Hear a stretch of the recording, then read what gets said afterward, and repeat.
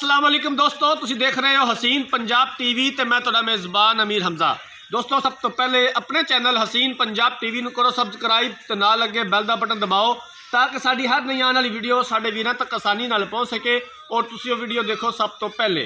अज अपने वीरां भरावां वास्ते गां की वीडियो लैके हाजिर होए हैं। दूसरा सूबा सूई है, बिल्कुल ताज़ा सूई हुई है, बच्ची दी है गां ने। तो कैमरामैन सब तो पहले गां दिखाते हैं, उस तो बाद पुछांगे सारिया गल्लां मालकां दे कोलों भी की हिसाब किताब है, पिछले सूबे दुध का की रिकॉर्ड है, की डिमांड करते हैं। तसल्ली दे नाल कैमरामैन साहब गां दिखाओ, सिरों घोनी है, दूसरा सूबा सूई है, बिल्कुल ताज़ा जेर पा ली है गां ने। पहला बोला उन्होंने थोड़ा जा कढ़ लिया, गां हौली की है, वच्छी नूं चुंगाया है। बाकी जनाब गां कैमरे की नज़र है, वीरां भरावां दे सामने पूरा मुठ पर थन लग्या होया है और सोहणियां विरलां ने थनां दे विच। इनू फड़ लै मेरा वीर, इनू फड़ लै।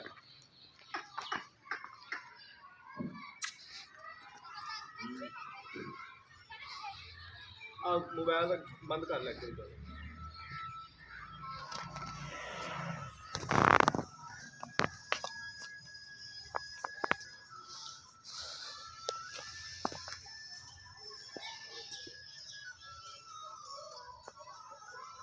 इनू खोल के तो दो चार कदम टोर।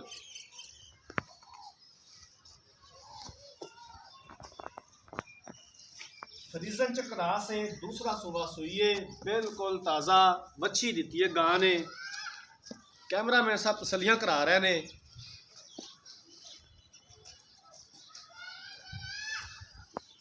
अच्छे और बेहतरीन जानवर हमेशा हसीन पंजाब टीवी की ज़ीरत होंदे ने। कोशिश करी दी है कि अपने वीरां भरावां नूं अच्छा और बेहतरीन जानवर दिखाइए। बाकी लैने देने मुकद्दर। मुँह फाड़दा यार, मुँह फाड़ के फाड़ लो।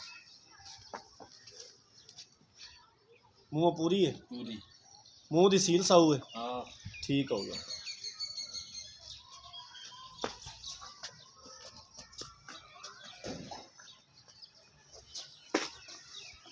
लोकेशन अपने वीरां भरावां नूं दस दईए। आरफ वाले तो तकरीबन 5 किलोमीटर के फासले ते एक गां खलोती है।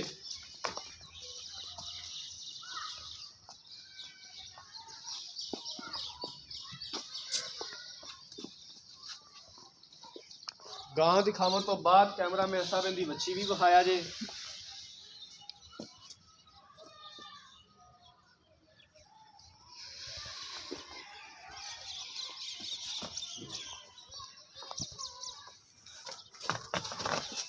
चमड़िए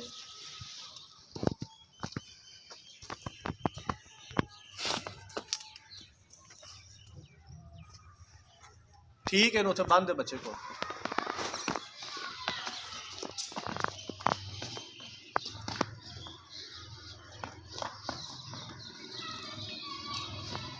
बच्ची दिखाया जाए कैमरा मेरे साहब। आ बच्ची जनाब कच्चा डाड़वा नाल लटकदा पिया है, लाल गोरी बच्ची अंदर कितनी आ।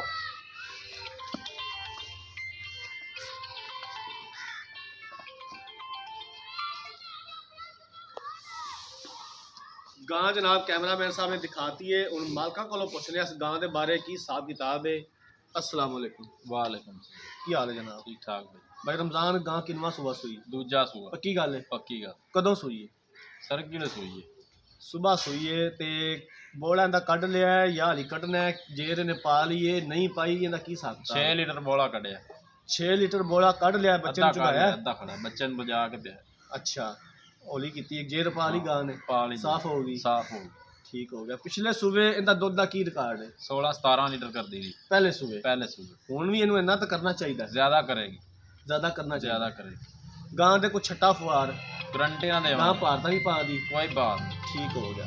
की इनकी डिमांड है प्यार मुहब्बत वाली? किन्ने दे पैसे ने फाइनल जे मेरा वीर अगर तो गां बेचनी है तो? 2,15,000 रुपये। 2,15,000? 2,15,000 जो प्यार मुहब्बत की करेगा? 10 दी दे देंगे फाइनल। 2,10,000 जो मजीद हो जाएगा? थोड़ा बहुत है, कर लोगे प्यार मोहब्बत? ठीक हो गया। गां कैमरा में साहब एक बार फिर विखा दो। दूसरा सुबह सूई है, बिल्कुल ताज़ा सूई है, अज सुबह सूई है। 6 लीटर उन्होंने बोला चो लिया, बच्चे ने चुगाया है क्योंकि सर्दी ज़्यादा हैगी है। जेर पा ली गां ने, साफ हो गई है बिल्कुल।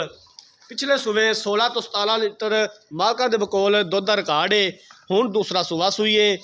2 ਲੱਖ ਤੇ 15,000 ਰੁਪਈਆਂ ਦੀ ਡਿਮਾਂਡ ਕੀਤੀ ਏ ਤੇ 2,10,000 ਚ ਵੀ ਆਂਦੇ ਨੇ ਪਿਆਰ ਮੁਹੱਬਤ ਕਰ ਲਾਂਗੇ।